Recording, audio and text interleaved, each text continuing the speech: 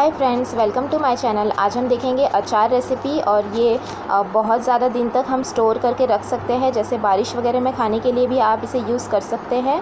तो ये मैंने कैरी ले ली है, ये राजापुरी कैरी मैंने ली थी जिसके बारीक बारीक टुकड़े करवा लिए हैं। ये इस तरह की मैंने 2 कैरी लिया था, लगभग 1 किलो कैरी, आधा किलो की एक कैरी है।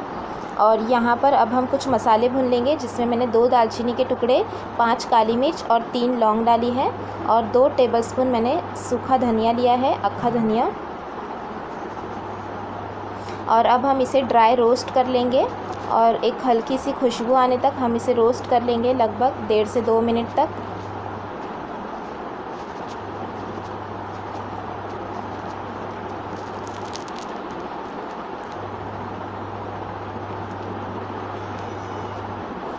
और अभी देखिए ये भुन गया है। अब हम इसे एक प्लेट में निकाल लेंगे और ठंडा होने के बाद हम इसका पाउडर बना लेंगे। देखिए मिक्सर में हमें इसका पाउडर बना लेना है, दरदरा पीस लेना है इस तरह से। अब हम एक पैन को गरम कर लेंगे और उसमें नमक ऐड कर देंगे और नमक को भी हम रोस्ट कर लेंगे। यहाँ पर लगभग मैंने 2 मिनट तक इसे रोस्ट किया है नमक को, ताकि अचार में जो नमक का पानी छूटता है वो नहीं छूटेगा। और दूसरी बात कि ये लॉन्ग टर्म के लिए ज़्यादा रहेगा, अचार हमारा जल्दी ख़राब नहीं होगा, इसलिए हम नमक को भूनकर डाल रहे हैं।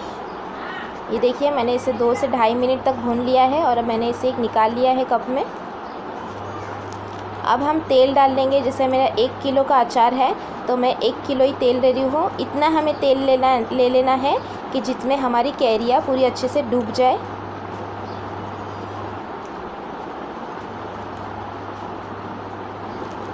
और तेल पूरा गर्म होने के बाद गैस की फ्लेम बंद करके हम 1 पिंच के करीब यहाँ पर ऐड कर देंगे हींग।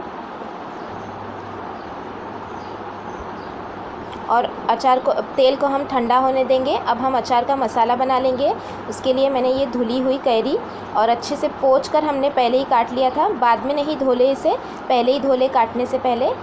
और अब मैंने जो मसाला पीस लिया था वो मैंने ऐड कर दिया है इन कैरियों में। और साथ में मैंने 2 टेबलस्पून लाल मिर्च पाउडर, कश्मीरी लाल मिर्च पाउडर और एक टीस्पून मैंने हल्दी पाउडर लिया है।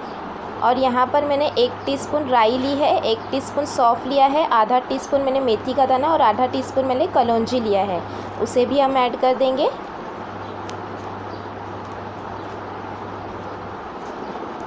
और ये जो हमने नमक को भून लिया था वो ऐड कर देंगे। अचार में नमक थोड़ा ज़्यादा ही पड़ता है तो उस हिसाब से हम नमक डालेंगे, क्योंकि नमक प्रिजर्वेटिव का भी काम करता है। और अब हम इसे अच्छे से मिक्स कर लेंगे। आप अचार वगैरह मिक्स करते वक्त हाथों का इस्तेमाल ना करें, चम्मच से ही अच्छे से मिक्स करें। और कैरी में बिल्कुल भी पानी नहीं होना चाहिए।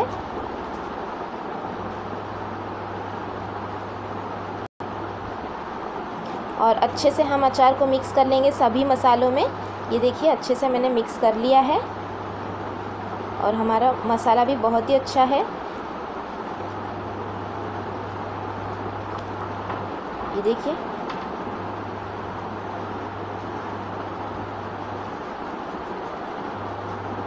अब मैंने एक कांच की बर्नी ले ली है, उसमें मैं ये अचार जो हमने मसाला बनाया था वो ऐड कर देंगे। इसमें भी पानी नहीं होना चाहिए बिल्कुल भी। अच्छे से आप धोकर फिर पोंछ कर फिर यूज़ करें।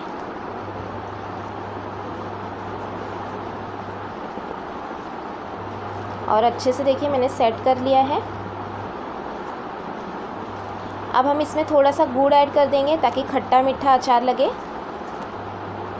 हल्का सा मिक्स कर लेंगे।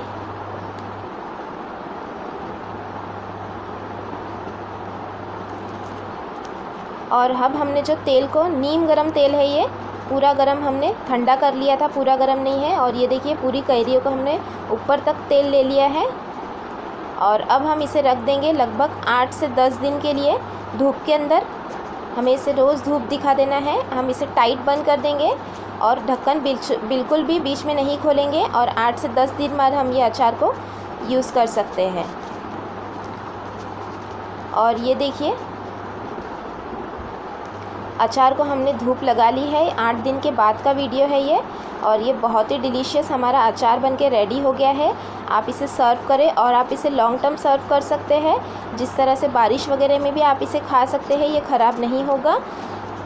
और अगर आपको मेरी ये रेसिपी अच्छी लगे तो मेरे चैनल को भी ज़रूर सब्सक्राइब करें और वीडियो को लाइक और शेयर करना भी ना भूलिएगा। Thanks for